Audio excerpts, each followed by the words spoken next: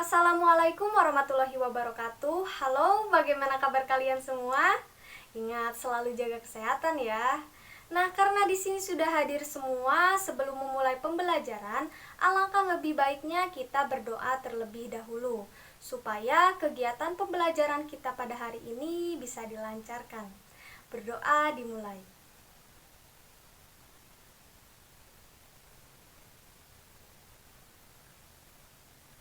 Berdoa dicukupkan.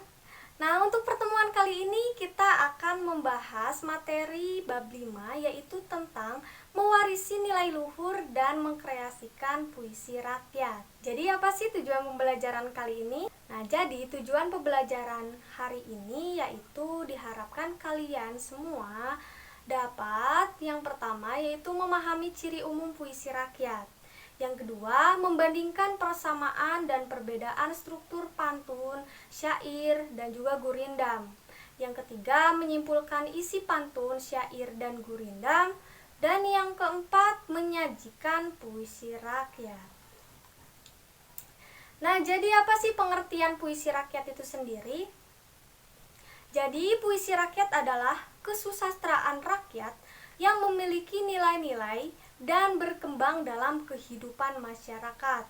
Puisi ini merupakan jenis puisi lama sehingga terikat dengan struktur dan ciri, baik dalam hal panjang dan pendek suku kata, lemah tekanan suara, maupun rima serta isi. Nah, jadi puisi rakyat itu memiliki peraturan atau kaidah-kaidah dalam penulisannya, seperti itu. Dan ada jenis-jenis puisi rakyat, diantaranya yaitu yang pertama ada pantun, ada gurindam, dan yang terakhir yaitu syair. Nah, mari kita bahas puisi rakyat yang pertama yaitu ada pantun. Jadi, fungsi pantun yaitu untuk memberi nasihat, menyindir, atau bersenda gurau. Nah, di sini sudah ada contoh jenis puisi rakyat yang berbunyi, Rani pergi keluar rumah, tidak lupa memakai pita. Lebih baik sering sedekah, agar berkah hidup kita. Nah, mari kita langsung saja membahas ciri-ciri umum pada pantun. Karena ada beberapa hal yang harus dipenuhi atau diperhatikan ketika kalian ingin menulis pantun. Nah, diantaranya adalah yang pertama yaitu dalam satu bait terdiri dari 4 larik atau baris. Bisa kalian lihat pada contoh puisi yang saya tampilkan ya. Nah, di sini terdapat 4 baris.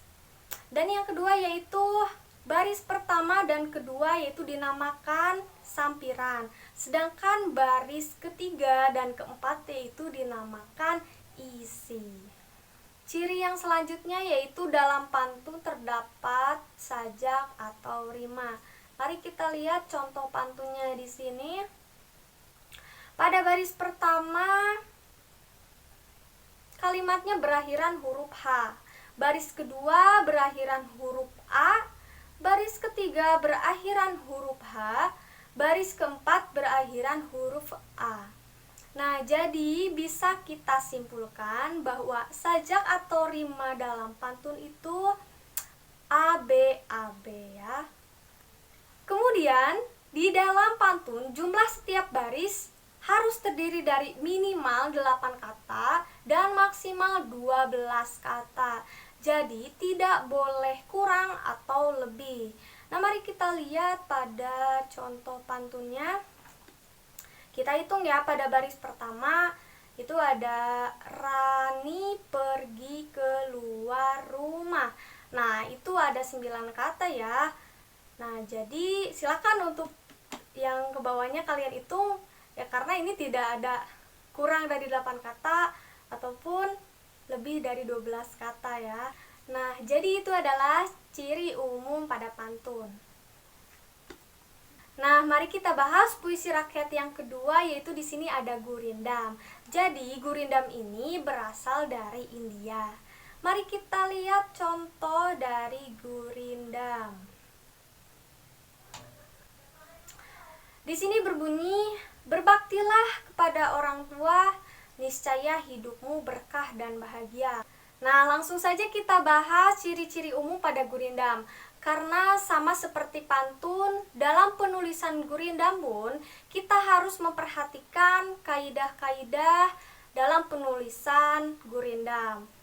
Di antaranya yaitu yang pertama, dalam satu bait itu terdiri dari 2 baris.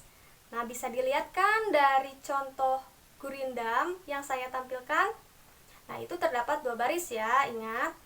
Dan yang kedua, jumlah suku kata setiap baris minimal 10 kata dan maksimal 11 suku kata.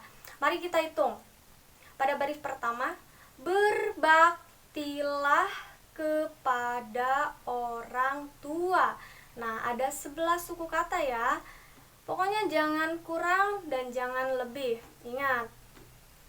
Dan ciri yang ketiga yaitu sajak dari gurindam adalah AA. Nah, bisa dilihat dalam contoh gurindam, baris pertama berakhiran dengan kalimat huruf A. Baris kedua pun sama ya. Nah, jadi sajak dari gurindam yaitu AA.